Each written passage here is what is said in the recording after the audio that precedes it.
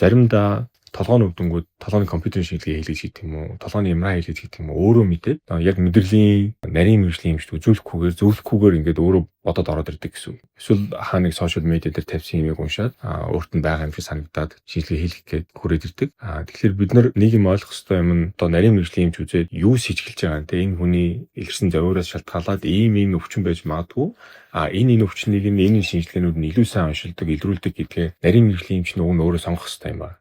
Тэгээд сонгохоор нь тэр шинжилгээг нь одоо дүр сонжлогын тасаг дээрээ хийгдээд тэгээд тэрний дараа тэр дүр сонжлогын шинжилгээний хариу буюу дүгнэлт нь тухайн шинжилгээнд илгээсэн эмчид очих хэрэгтэй юм байна. Тэгээ энэ болохоор нөгөө хоёр эмчийн хооронд явж байгаа хүн захиа байхгүй юу? Жишээлбэл тоцгож бодистой компьютерийн шинжилгээ байлаа гэж бодоход судсаар тарьж байгаа тоцгож бодисыг бөөр шүүгээд тодорхой цагийн дараа биеэс гаргачихна гэсэн үг. Тухайн хүний хоёр бөөр хэвийн үйл ажиллагаатай байх юм бол ямар ч тийм санаа зовх зүйл байхгүй гэсэн үг. Бөөрийн архаг үрсэлтэй, бөөрийн олон уйланхаатай, бөөрийн хавдартай одоо юу гэдгийг одоо ямар нэгэн байдлаар хэвийн бөөрийн үйл ажиллагаанд алдагдсан хүн бол тэн дээр анхаарал тавих зур арга байхгүй. Тэр бөөр нь бас нэмэлт ажил өгч ийн гэсэн үг. Тэгэхээр тэр ажлыг түүртэхгүйгээр тэр бөөр хийж чадхаар байна уу? Чадхааргүй байна уу гэдгийг бид нар тоцгож тарихаас өмнө нарийн одоо томьёогоор гаргаж ирж бодож үзчихээж дараа нь тоцгочод тарьдаг гэсэн үг. Тоцгогч надад хийсэнгүй энэ хүн хийчлээж гэдэг юм уу? Эсвэл сайн дураараа би мөнгөө төлөө тоцгочоо хийлгэе гэдэг байхгүй. Тэгэхээр эмч хүний хувьд бол эмнэлгийн байгууллагын хувьд бол энэ хүний эрүүл мэндийг одоо зөв оншилж эмчлэхэд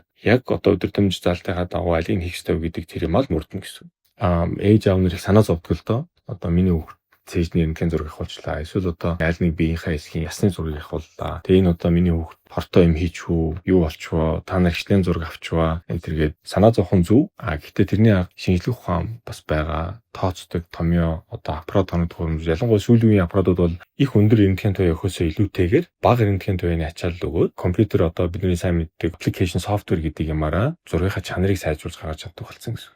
Тэгэхээр туяаны ачааллууд тэр хоруу чанаа нь хамаагүй бага өмнөхтэйгээр харьцуулахад сүүлийн тоног төхөөрөмжүүд нэг цэжний рентген зураг авахулах нэг удаа толгойн компьютерийн шинжилгээ хийх болгонд ямар хэмжээний туяаны ачаалал энэ хүнд өгсөн бэ гэдэг тоон тэр аппарат нөрөө бодоод гаргаад ирдэг байхгүй.